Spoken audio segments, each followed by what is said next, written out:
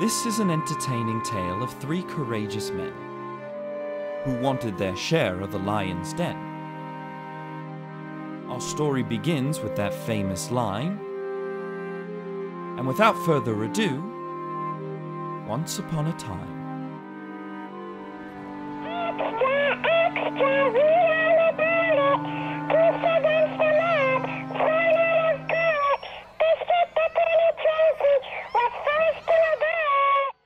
The Great Depression of 1932.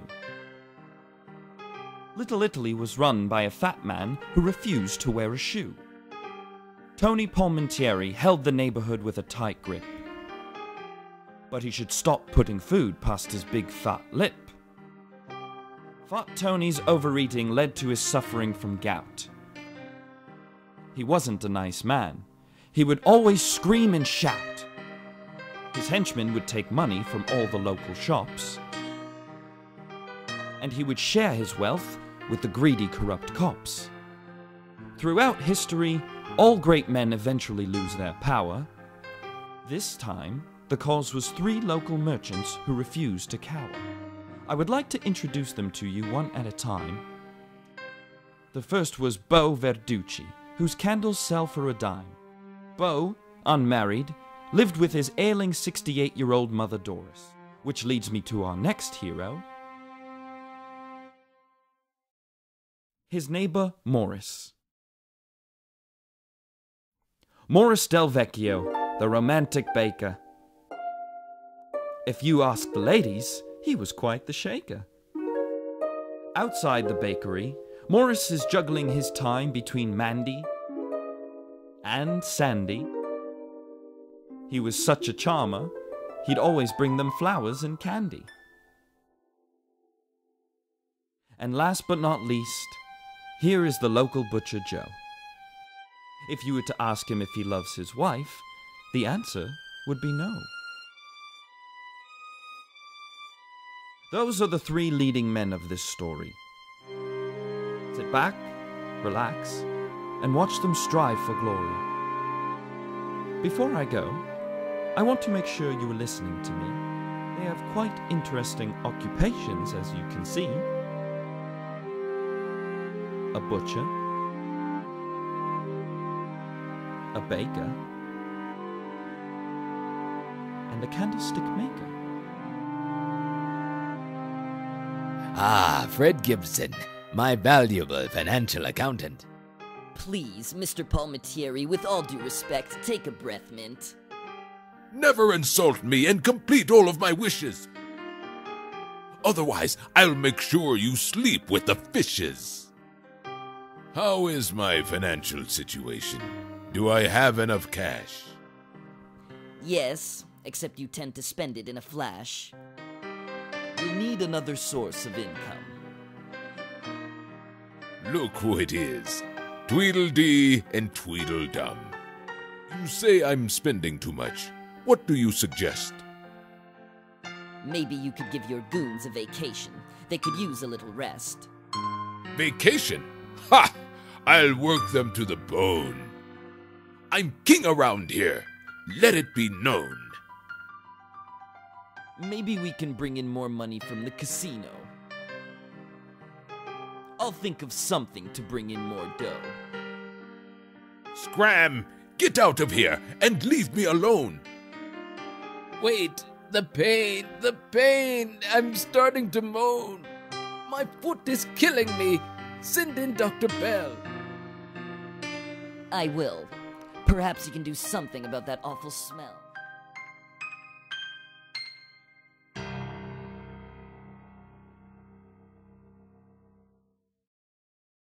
Florence, I'm home. How was your day?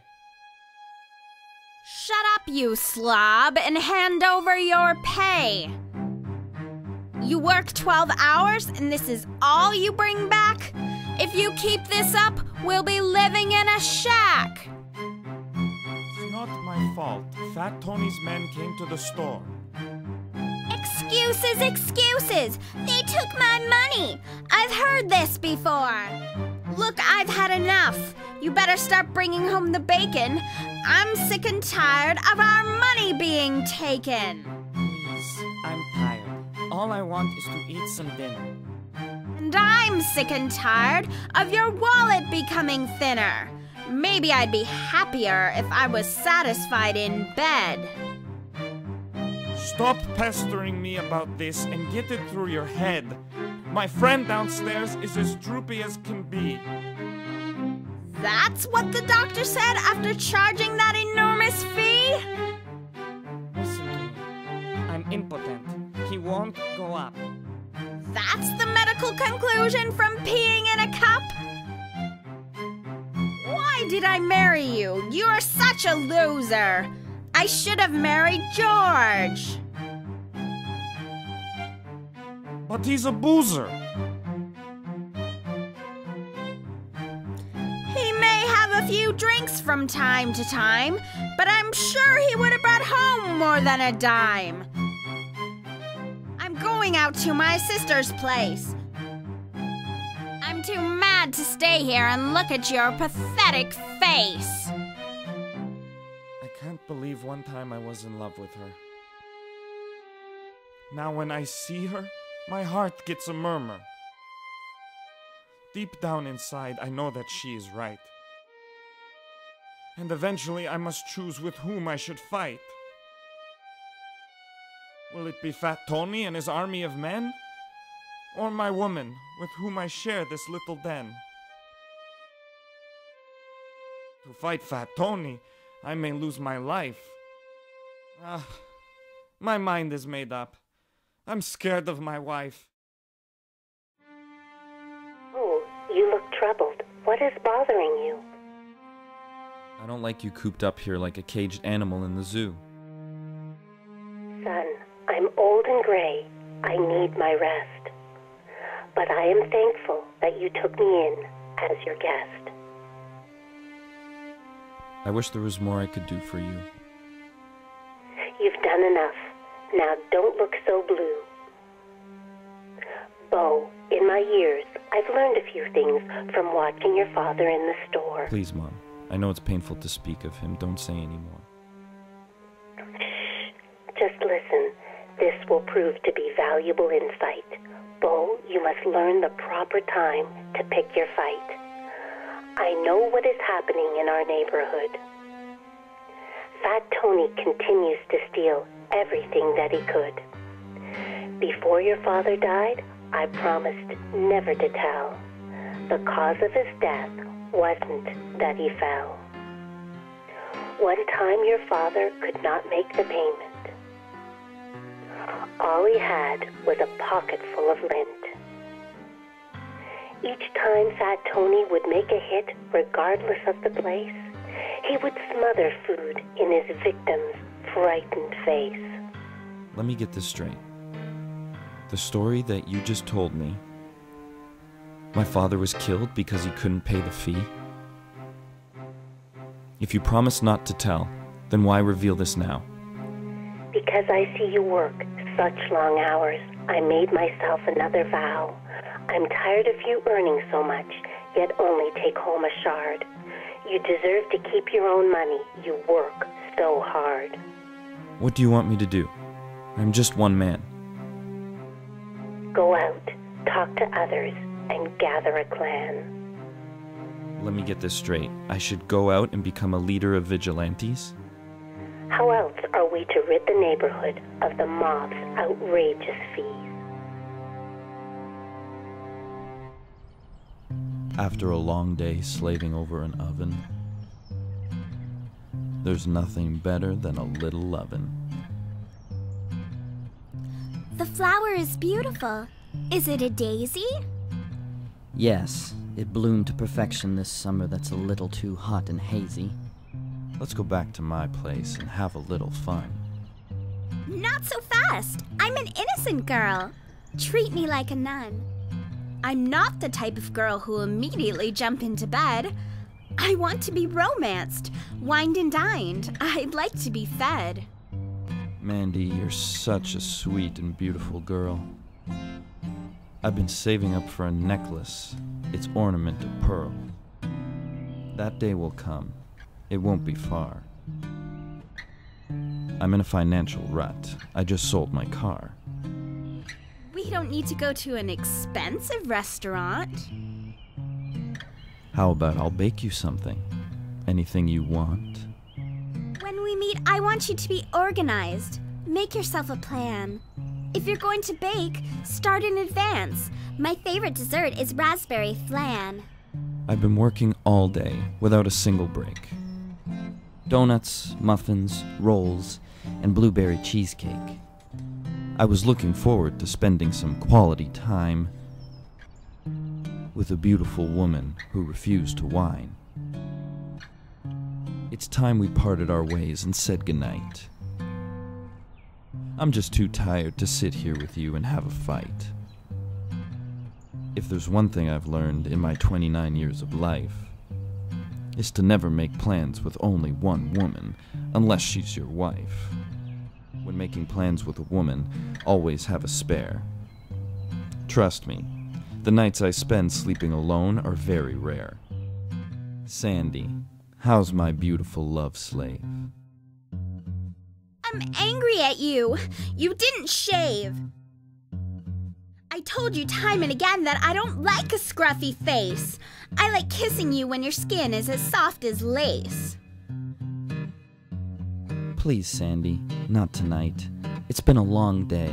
I just want a little fun. Why don't we go to the docks and watch the setting of the sun? We never go out to eat. It's always a walk in the park or sitting at the docks. You're such a cheap man. The only tangible gift I received was a lousy pair of socks. Sandy, don't I mean more to you than any amount of money? You said you enjoy my company because I'm charming and funny. Charming and funny you may be, but you need to start spending some money on me. Until that day comes, your penis will have a rest, and you will keep your hands away from my beautiful breast.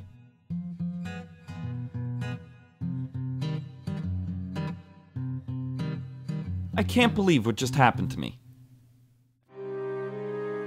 2 women said no. Should I try number 3? That may not be such a good idea. I don't know if I can handle another rejection. But what am I supposed to do about this huge erection? Maybe if I just keep walking, I'll distract my mind. Hopefully a solution to this woman problem I may find.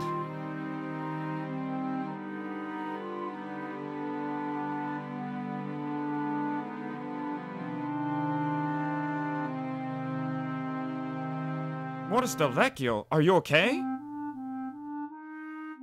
Yes, thanks. I didn't see the car coming from that way. So what was the cause of your distraction? I've struck out twice tonight. I need sexual satisfaction. I want to make something clear. I don't swing that way. No. I was not implying that I was gay. Quite the opposite. I love beautiful girls.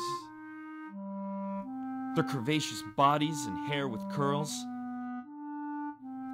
Tonight was the first time that I've heard the word no. It happened twice. What's wrong with me, Joe? I have problems of my own. I came out tonight to take a walk. I need to clear my head. Maybe we can talk. 2 of our heroes begin to discuss their quandary. Coincidentally, Bo stumbles across them carrying his laundry.